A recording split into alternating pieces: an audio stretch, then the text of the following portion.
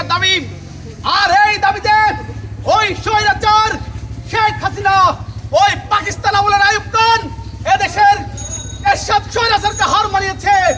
নির্বিচারে গুলি করে এদেশের শত শত ছাত্র জনতাকে তারা হত্যা করেছে। সংগ্রামী বন্ধুগণ, বাংলাদেশের 52 বছরের ইতিহাসে এই ধরনের গণহত্যার কখনো হয় নাই। একটা তথাকথিত ওই গণতান্ত্রিক সরকারের দাবিদার সরকার আজকে যেভাবে একের পর এক মানুষকে গুলি করে মেরেছে তা ইতিহাসে নজিরবিহীন। ওই ব্রিটিশরা পর্যন্ত জালিয়ানবাগের ভাবে হত্যা করে নাই।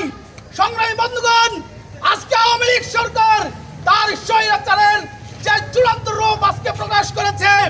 আজকে সমস্ত শিক্ষা প্রতিষ্ঠান বন্ধ করে দিয়ে একভাবে আন্দোলন দমাতে গিয়ে তারা সেনাবাহিনীর র্যাব বিজিবি থেকে শুরু করে সমস্ত শক্তি তারা ছাত্রদের উপর প্রয়োগ করছে। আমরা তার তীব্র নিন্দা জানাই। সংগ্রামী বন্ধুগণ, সমাজতান্ত্রিক ছাত্র ফ্রন্টের পক্ষ থেকে আমরা দায়িত্বহীনভাবে ঘোষণা করছি, আমরা আন্দোলনরত শিক্ষার্থীদের দাবি 9 দফা দাবি অবিলম্বে মেনে নিতে হবে এবং তাদের লড়াইয়ের সাথে আমরা আছি।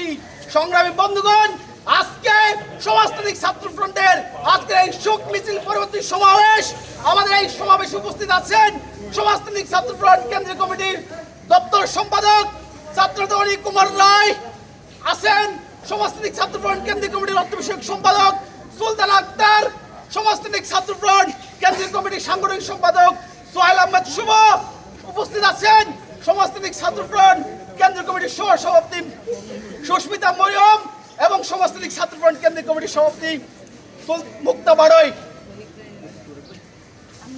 সংগ্রামী বন্ধুগণ, আজকে এই শোক মিছিল পরবর্তী আমাদের আজকে এই সমাবেশে বক্তব্য রাখবেন সমাজতান্ত্রিক ছাত্র ফ্রন্ট কেন্দ্রীয় কমিটির সংগ্রামী সভাপতি ছাত্রনেতা মুক্তা বাড়ই।